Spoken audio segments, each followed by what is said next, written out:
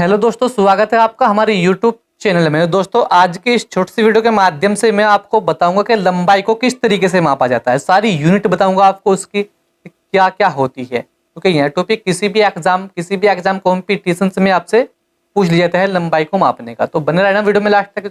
जो हमारे चैनल पर आप पहली बार आए हो तो हमारे चैनल को सब्सक्राइब जरूर कर लेना है। तो देखिए बच्चों, लंबाई को इंग्लिश में लेंथ बोलते हैं। तो सबसे पहले देखेंगे, इसमें है सबसे पहली यूनिट्स, इनके 10 mm यानी कि 10 mm को बच्चों हम बोलते हैं मिलीमीटर।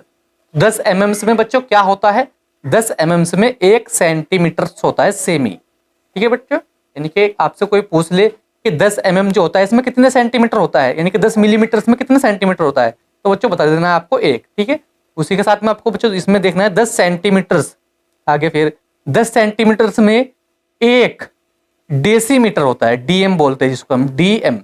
एक क्या होता है, 1 डेसीमीटर होता है। 10 सेंटीमीटर में क्या होता है, 1 डेसीमीटर होता है।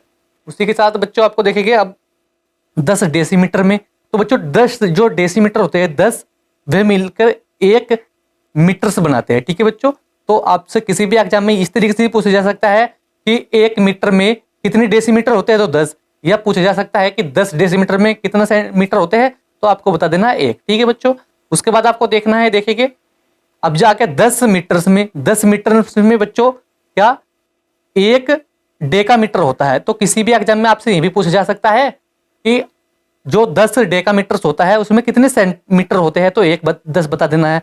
या आपसे ये भी पूछा जा सकता है कि 10 मीटर में जो है कितने डेकामीटर होते हैं, तो बच्चों बता देना है आपको 1। ठीक है, यह भी बच्चों कंप्लीट हुआ। इसके बाद आपको देखिए 10 डेकामीटर, तो बच्चों 10 डेकामीटर में जो है 1 हेक्टोमीटर होता है।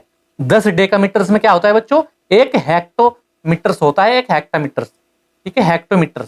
तो किसी भी एग्जाम में यह भी पूछा जा सकता है आपसे कि 1 हेक्टोमीटर में कितने डेकामीटर होते हैं, तो 10 डेकामीटर होते हैं। या 10 डेकामीटर में कितने हेक्टोमीटर होते हैं, तो बच्चों 1 हेक्टोमीटर होता है।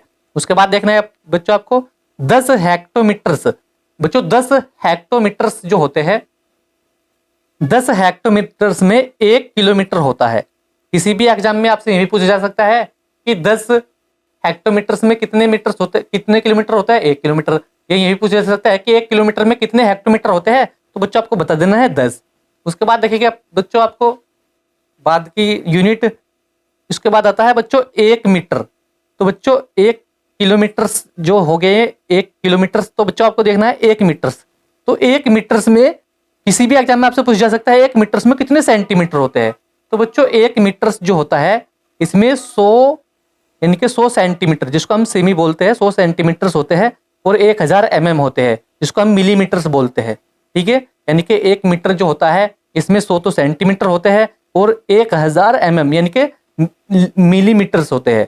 ठीक है, मिलीमीटर्स होते हैं। ये भी बच्चों एक याद करने वाला टॉपिक है।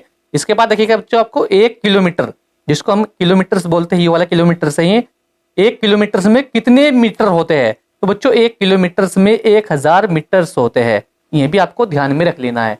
तो बच्चों आज का टॉपिक हमारा यही था कि लंबाई इनके लेंथ को मापने की क्या क्या यूनिट होती है। हमने आपको बहुत ही सिंपल सी भाषा में समझाया, क्योंकि यह टॉपिक बच्चों आपसे किसी भी एग्जाम में पूछा जा सकता है। तो आपको इस तरीके से याद कर लेनी है, डिवाइस वगैरह, यानी कि जिस तरीके से भी इनको पॉइंट के हिसाब से लिख लेना है आपको और याद कर लेना है। तो बच्चों आज का टॉपिक हमारा यही था। वीडियो को लाइक कमेंट शेयर कर, मिलते हैं ऐसी अगली एक वीडियो में। तब तक के लिए bye bye, have a nice day.